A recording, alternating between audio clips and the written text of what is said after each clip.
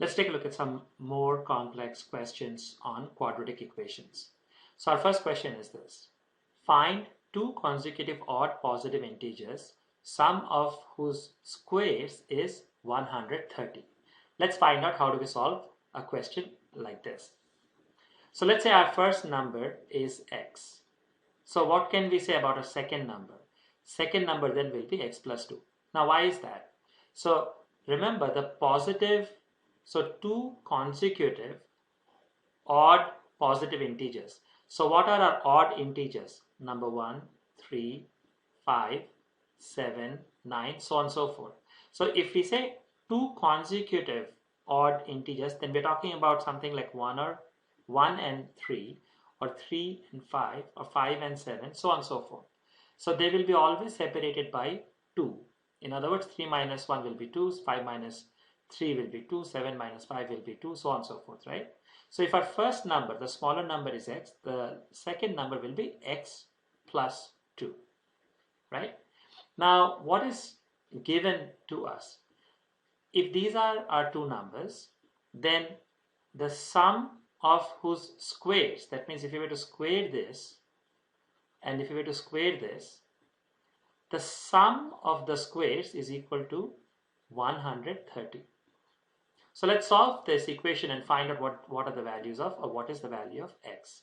So let's do it over here. So it will be x squared plus this is a plus b whole square. So if you open it up, it will be a squared, which is x squared, plus 2ab. So 2 times x times 2 will be 4x, plus 2 square, which will be 4, equal to 130, or x squared will be 2x squared plus 4x.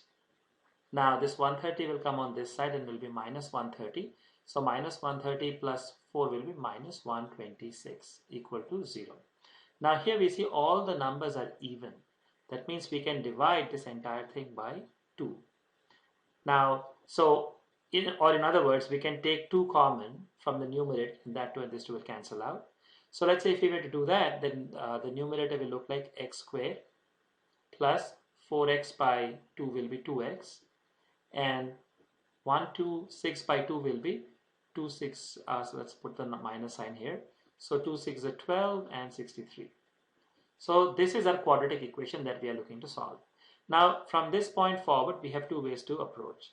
We know that if our quadratic equation is of the form ax squared plus bx plus c now equal to 0, then we know that the two roots are x equals minus b plus minus square root of b squared minus 4ac, entire thing divided by 2a, or we can use middle term factorization.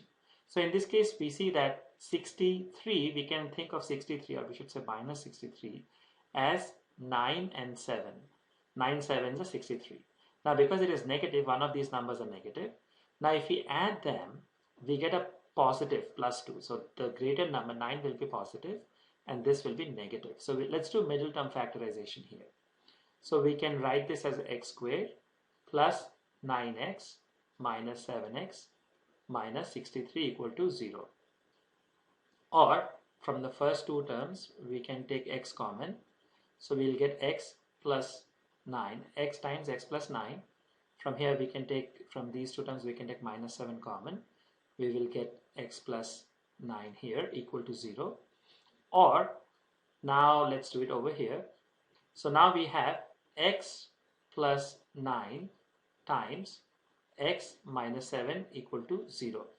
Now think of this as, we can think of this as two products. So this could be like a, let's say a times b equals 0, right? So now we don't know which of them is 0. The a can be 0, or b can be 0, or they both can be 0. So here if we assume that x plus 9 is 0, so this will give us x equals minus 9, right? And if we assume that x minus 7 is equal to 0, so from here we get x equals 7. So which of the two values or both values are true for x? Now let's go back to the question and look at the question very carefully. Find two consecutive odd positive integers. We are looking for positive integers. We are looking for positive integers. Which of them is positive integers? Are both positive integers? Actually, no. Essentially, what we are seeing here is that only this number 7 is positive because minus 9 is a negative integer. So 7 is our answer. So x equals 7 will be our first number. So x equals 7, and our second number will be x plus 2, which will be 7 plus 2, or simply 9. So 7 and 9 are our two desired positive integers.